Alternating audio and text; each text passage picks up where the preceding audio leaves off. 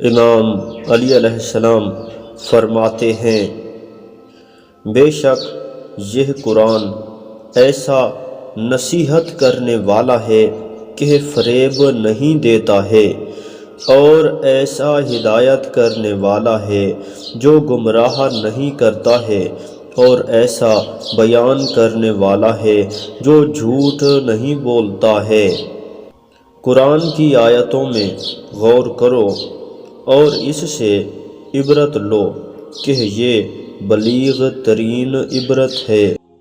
قرآن کی رسی کو تھام لو اور اس کی نصیحت کو قبول کرو، اس کے حلال کو حلال اور اس کے حرام کو حرام سمجھو، اور اس کے واجب کو واجب اور اس کے احکام پر عمل کرو۔